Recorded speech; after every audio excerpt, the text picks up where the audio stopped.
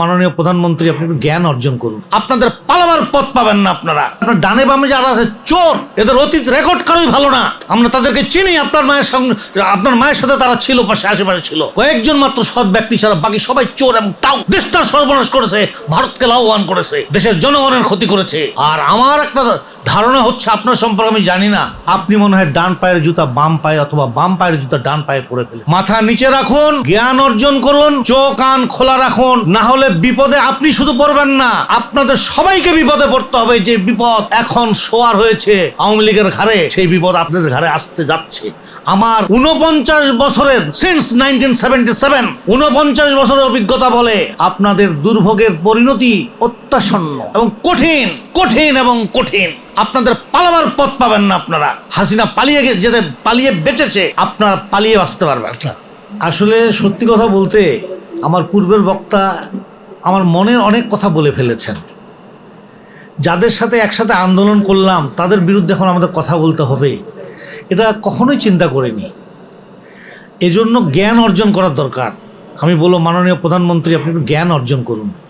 আপনার মাকে ওইভাবে দিগ্ভ্রান্ত করা হয়েছিল যে শিশু এবং পাগলের কথা বলে সর্বশেষ আপনার মা সেখানে দাঁড়িয়ে থাকতে পারেননি। আমাদের খুব কষ্ট হয়েছিল, খুব কষ্ট হয়েছিল আমাদের। সেদিন ওই জামাতের যে ফর্মুলাটা ছিল সেটা যদি মেনে নিতেন তাহলে হয়তো দেশটা আরো আগে থেকে ভালো হয়ে যেত। পারেন নাই। আপনি একটু জ্ঞান অর্জন করেন। আপনার ডানে বামে যারা আছে চোর, এদের অতীত রেকর্ড কারোই ভালো না। আমরা তাদেরকে চিনি। আপনার মায়ের সাথে তারা ছিল, পাশে আশেপাশে ছিল। কয়েকজন মাত্র সৎ ব্যক্তি ছাড়া বাকি সবাই চোর এবং তাও দেশটার সর্বনাশ করেছে, ভারতকে লাভবান করেছে, দেশের জনগণের ক্ষতি করেছে। আর আমার একটা ধারণা হচ্ছে, আপনার সম্পর্কে আমি জানি না, আমি ক্ষুদ্র মানুষ, জ্ঞানের সীমাহীন লিমিটেশনস আছে আমার। আপনি মনে হয় ডান পায়ের জুতা বাম পায়ে অথবা বাম পায়ের জুতা ডান পায়ে পরে ফেলেছেন। মাথা নিচে রাখুন, জ্ঞান অর্জন করুন, চোখ কান খোলা রাখুন, না হলে বিপদে আপনি শুধু পড়বেন না, আপনাদের সবাইকে বিপদে পড়তে হবে। যে বিপদ এখন শোয়ার হয়েছে আওয়ামী লীগের ঘাড়ে, সেই বিপদ আপনাদের ঘাড়ে আসতে যাচ্ছে। আমার 49 বছরের সিন্স 1977 49 বছরের অভিজ্ঞতা বলে, আপনাদের দুর্ভোগের পরিণতি অত্যাসন্ন এবং কঠিন, কঠিন এবং কঠিন। আপনাদের পালাবার পথ পাবেন না। আপনারা হাসিনা পালিয়ে বেঁচেছে, আপনারা পালিয়ে বাঁচতে পারবেন না। আর একটি কথা শুধু বলবো, আমরা একটু সহনশীল হওয়ার চেষ্টা করি, কারণ সবাই মিলে দেশটা আমার গড়তে হবে। কারণ একটু এদিক সেদিক হয়ে গেলে ভারত শুধুমাত্র বাকবাকুম করে আসছে, যে আমাদের মধ্যে কোনোভাবে একটা গণ্ডগোল লাগিয়ে দিতে পারলে তারা এবার এখানে একটা সামরিক মিলিটারি আগ্রাসন করতে পারে কিনা, এই বিষয়টা তাদের ভিতরে এখন নিয়মিত গবেষণা হচ্ছে। এই গবেষণা থেকে তারা বলছে যে বাংলাদেশে এবার সুযোগ পেলেই আমরা সামরিক আগ্রাসন করব, যেটা অন্যান্য ক্ষেত্রে তারা করেছে। আমাদেরও সাবধান হতে হবে, সাবধানে পথ চলতে হবে এবং স্লো অ্যান্ড স্টেডি। তাদেরকেও আমাদের সুযোগ দিতে চাই। তবে আমার কাছে মনে হচ্ছে বিএনপির ওই আক্কেল জ্ঞানের অভাব আছে, ওটা তাদের দ্বারা হবে না। এবং শেষ পর্যন্ত আমাদেরকে ঝড়ের বেগেই নামতে হবে, তুফানের মতো করে নামতে হবে এবং লড়াই করতে হবে। এবং লড়াই করে শেষবারের মতো ভারতের আগ্রাসন থেকে নিজেকে রক্ষা করতে হবে, এ দেশকে রক্ষা করতে হবে, মাতৃভূমিকে রক্ষা করতে হবে এবং জনগণের দাবি আদায় করে জনগণের সরকার দেশে কায়েম করতে হবে। সবাইকে অসংখ্য ধন্যবাদ। ভুল ত্রুটি হয়ে থাকলে ক্ষমা করে দেবেন। আসসালামু আলাইকুম।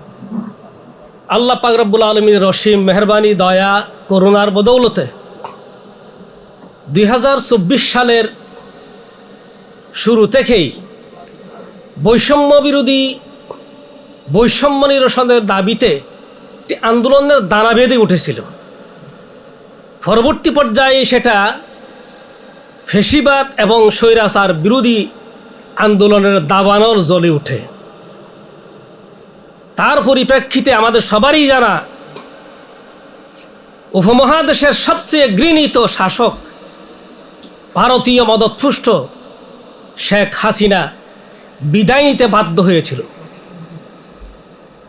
সেই দিন আজকে যারা ক্ষমতায় বসে আছেন তারা আজকে আমরা 11 দলের অন্তর্ভুক্ত যারা আছি আমরা এবং লাখো কোটি তরুণ ছাত্র জনতা ঐক্যবদ্ধ অবস্থানে মাঠে নামার কারণে আল্লাহ পাক রব্বুল আলমিনের দয়ায় আমরা নতুন বাংলাদেশের স্বপ্ন নিয়ে স্বৈরাচার ফেসিবাদকে বিদায় করে নব পথে যাত্রা শুরু করেছিলাম।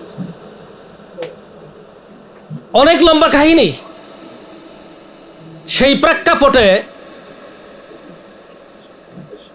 অস্থায়ী সরকার গঠিত হলো। সেই সরকারের মাধ্যমে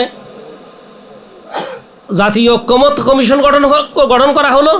সেই ঐক্যমত কমিশনে আমি অদম এবং বাংলাদেশ খেলাফত মজলিসের সংগ্রামী মহাসচিব কাদের ভাই প্রথম দিন থেকে আরম্ভ করে শেষ দিন পর্যন্ত একসাথেই ছিলাম। আজকে যারা আমরা 11 দলীয় ঐক্যের ভিতরে আছি, আমরা ওই সময়ও এক ছিলাম, কিন্তু মাঝামাঝি অবস্থানে গিয়ে লক্ষ্য করা গেল বিএনপির আজকে যে স্বরাষ্ট্রমন্ত্রী সালাউদ্দিন সাহেব অ্যাঙ্গেলে চলে গেলেন, নোট অফ ডিসেন্ট দেওয়া শুরু করলো। তখনই আমরা বুঝতে পারলাম যে এখানে কোনো কিছু বিএনপির উপরে ভর করেছে।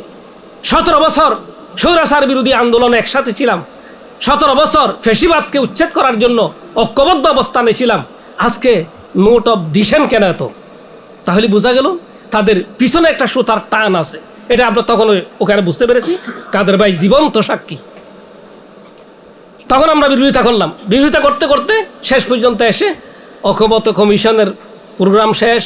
এরপরে জুলাই ঘোষণাপত্র হলো, জাতীয় সনদ হলো, সব কিছু হলো। ঐক্যমত কমিশনের এই ফরেন সার্ভিস একাডেমি হলে বিএনপির পক্ষ থেকে প্রথম কথা বলছিল যে গণভোট হওয়া দরকার। আমরা বলছি ঠিক আছে, গণভোট ঠিক আছে। আমরা ঐক্যমত পোষণ করলাম। গণভোটটা কিন্তু জাতীয় নির্বাচনের আগে হতে হবে, এটা আমরা বারবার প্রস্তাব দিয়েছি। জামাতের পক্ষ থেকে দেওয়া হয়েছে, আমার দল নেজাম ইসলাম পার্টির পক্ষ থেকে দেওয়া হয়েছে, খেলাফত মজলিসের কাদের ভাই সহ আমরা যারা ছিলাম আমরা সবাই বারবার বলছি আলাদা নির্বাচন হইতে হবে। প্রথমে দিতে হবে গণভোট, তারপরে জাতীয় নির্বাচন। ওরা মানবে না, একদিনেই হবে। ওরা রাষ্ট্রের প্রতি অত্যন্ত দয়াবান হয়ে গেল যে ডবল খরচ হবে, ডবল খরচ থেকে রাষ্ট্রকে বাঁচাবার জন্য তাহলে একদিনেই করা দরকার, এক খরচে যাতে হয়। আচ্ছা ঠিক আছে, তারপরে মানলাম, এক খরচ হলো। এখন গণভোটের মাধ্যমে 70% মানুষ গণভোটের পক্ষে রায় দিয়েছে। জাতীয় নির্বাচনে তারা 51 ভোট পেয়েছে। তারা আর 70% মানুষের পক্ষের রায়কে মানবে না। আমি বিএনপি সরকারকে স্মরণ করে দিতে চাই, গণভোট, এই গণভোটের রায় এটা কিন্তু শুধু একটা গণভোটের রায় নয়, 17 বছর আন্দোলনের ফসল, উপসংহার, স্বৈরাচার বিরোধী আন্দোলনের ফসল, উপসংহার, এবং বৈষম্য বিরোধী ছাত্র আন্দোলনের ফসল এবং উপসংহার। সুতরাং এই বৈষম্য বিরোধী, ফেসিবাদ বিরোধী গণভোটের রায়ের উপসংহার আপনারা না মেনে ক্ষমতায় থাকতে পারবেন না। বাংলাদেশের মানুষের চিন্তা চেতনার পরিপন্থী বাকশাল টিকে নাই, এরশাদ টিকে নাই, এবং আপনারা বারবার পরাভূত হয়েছেন। 91 ক্ষমতায় আসার পরে বিএনপি তত্ত্বাবধায়ক গভর্নমেন্ট মানতে চাই নাই, জনগণ বাধ্য করেছে। 111 বহু কিছু কাহিনী আমরা দেখেছি, আমরা তখন বাইরে আসছিলাম, বাধ্য হয়েছেন। 24-এ গণ অভ্যুত্থানের মাধ্যমে, গণ আন্দোলনের মাধ্যমে হাসিনাকে বিদায় করে দিতে বাধ্য হয়েছে, জনগণ বাধ্য করেছে, জনগণ বিদায় করে দিয়েছে। আপনারাও ঠিকবেন না, মনে রাখবেন গণভোট আর গণরুশ দুটা শব্দ আছে পাশাপাশি। গণভোটের রায় দিয়েছে 70 জনের পক্ষ থেকে রায় আসছে গণভোট, এবং গণরুশ হবে 100 ভোটের মাধ্যমে। সুতরাং আপনারা সাবধান হন, সতর্ক হন, সজাগ হন, অতীত ইতিহাস থেকে শিক্ষা গ্রহণ করে নিজেদের পথ পরিষ্কার করুন, পরিচ্ছন্ন করুন। যদি তা না হয় তাহলে হাসিনার পরিণতি বরণ করতে আপনাদেরকেও বাধ্য করবেন জনগণ। এই দেশের জনগণ কোনোদিন কাউকে সাথ দেয় নাই, ব্রিটিশকে সাথ দেয় নাই, পাকিস্তানিদেরকে সাথ দেয় নাই, বাদশাহকে সাথ দেয় নাই, এরশাদকে সাথ দেয় নাই, আপনাদেরকেও সাথ দেয় নাই, হাসিনাকেও সাথ দেয় নাই। আগামী দিনেও কোনো স্বৈরাচার ফেসিবাদকে কর্তৃত্ববাদকে বাংলাদেশের জমিনে টিকতে দেবে না, এটা জনগণের দৃষ্টিভঙ্গি। গণভোটের রায় এটাই, জনগণ এটাই প্রত্যাশা করে। সুতরাং আমি বিএনপিকে, শহীদ জিয়ার বিএনপি হিসাবে, খালেদা জিয়ার বিএনপি হিসাবে, তারেক রহমান, আপনাকে সতর্ক করতে চাই, আপনি রুশানুলে পড়বেন না। গণভোটের বিপরীতে গেলে গণরুষে পড়বেন, এই গণরুষে পড়ে যাবেন আপনি, এটা আমরা প্রত্যাশা করি না। আল্লাহ পাক রব্বুল আলামিন বাংলাদেশের ভূখণ্ডকে স্বাধীন সার্বভৌম রাখার জন্য আমাদের 18 কোটি মানুষকে ঐক্যবদ্ধ অবস্থানে পথ চলার জন্য তৌফিক দান করুন, এবং 11 দলীয় ঐক্যকে অটুট রেখে জনগণের পক্ষে দাঁড়িয়ে জনগণের অধিকার আদায় করার জন্য সংগ্রামের পথে এগিয়ে যাওয়ার জন্য তৌফিক দান করুন। আসসালামু আলাইকুম ওয়া রাহমাতুল্লাহি ওয়া বারাকাতুহু।